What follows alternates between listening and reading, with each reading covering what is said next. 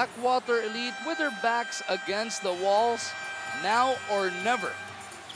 Para sa kanila, ang laban na ito, if they do not pick up a victory, eliminated na po sila. Virtually eliminated from contention even if they have 2 more games remaining. Dahil kung hindi sila papalarin, 0-9, the most they can do is get up to 2 wins. Wala Kung, na, out na sila. Barako nga, mapapanik Barako sa 3. wins, magiging 3 na yun. So out na talaga sila. And etong Barako Bull has gone from good to better to just simply dominating in this third quarter. Doc, 21 na ang abante nila rito. Well, that happened because of the inside presence of Pascual. Tapos yung 3-point shooting naman ni Mick Pinisi. Yun ang naging mabigat. No? Coach Leo Isaac trying to dig deep within his bag of tricks, trying to pump some life into their attack. You know, this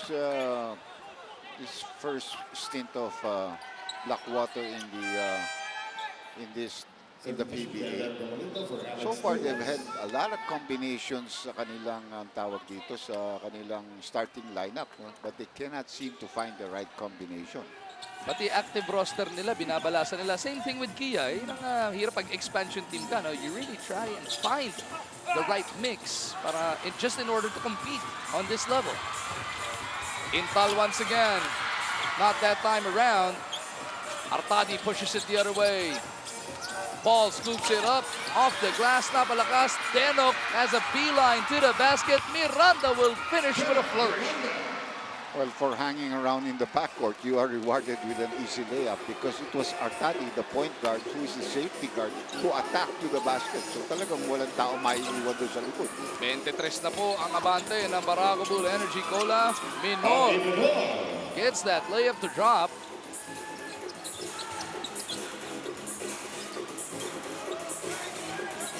We come up on the halfway mark ng ating third quarter of action.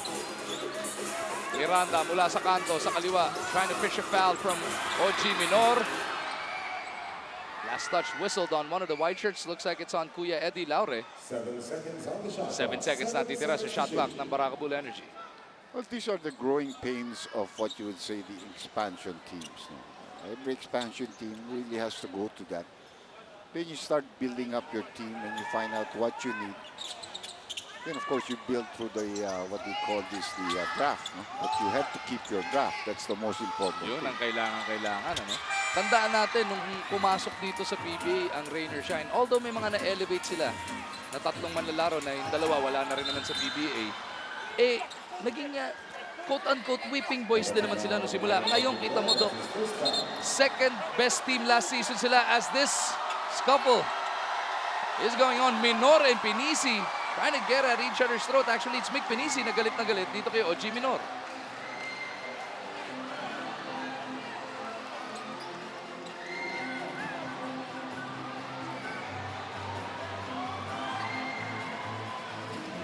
Because the looks that can kill, but he probably said, pero wala yun. Sinisindak lang ba ni Mick? Yeah. Well, For using profane language. he's gonna get a technical foul. No? So let's see if this fires up Blackwater. Yung sinasabi mo, for example, for Rain or Shine, ilang taon yun na talagang always at the bottom yun. I remember when we started with Red Bull in 2000, we lost our first 7 games. But we won our championship on our 2nd year. So, it's the right time. We had 4 guys straight up. But they were still very young players at that time. It's a matter of building it up. Then, you know, find the right combination. And then know what your team needs. But you have to build through the draft and probably to trading. Because marami naman teams dyan, sobra rin ang mga players. They may be borderline for their team, but they could be quality players for your team, and you are the one who's going to build up their confidence. Looks like Mick was upset about something from a previous sequence in that play, Doc. Dahil hindi naman sila yung nagkatamaan. Si Miranda at si Minor were the ones who crashed to the floor. Tapos sinugod lang ni Mick and talked to Minor. Got in his face, actually, literally. Parang in the previous play, yung nagbaksakan dito, nadagan ng payata ni, ano yun, di ba, ni Eddie Laure. So, once is enough, ayun, tinanggal na tuloy si Mick. Relax ka na lang yun. You hit 2 3-point shots. Now you have to sit on the bench. Marcelo is in the ball game for him. Pascual takes care of that second free throw. So, yung Rainer Shine medyo natagalan pero now is a powerhouse team. Yung Red Bull dati nung kayo took only 2 seasons Yeah, to reach the promised land. Itong Blackwater at Kia, well, it take more than that because they are super teams right now. Talking about San the Pure Foods team, already 4-time winner. And then you have Ginebra, you have Talk and Text. Those are powerhouse. And then, of course, Rain or Shine. So it will take a lot more time than that. But you have to find the players that you need. What position are you weakest? You have to find the character of the player. No? may naisip lang ang common denominator nung Red Bull, nung Rainer Shine, Doc. Ikaw yung consultant ka dun. Yeah. Yung Rain or Shine, medyo matagal rin yun. I think I was there for about a year before Coach Yen came in. So yun nag-champion. Pero sa Red Bull, you were the fastest. And you were the winningest team in the early part. We had 3 championships from 2000 to 2006. Di mo ba maiwan ang laro para magluto ng ulam? Ulam, instant ulam. Di lang basta ulam, instant ulam. Pero next conference, Doc, meron tayong handicapping sa imports, eh, no? Yeah, that's an advantage for this team because definitely ang Blackwater at saka they need big men. And 6'9", 6'10", if you know how to look for it. Tataas ang quality ng local players kasi medyo they will feel that we really have a decent chance of winning. So, it'll be a different game. Ooh!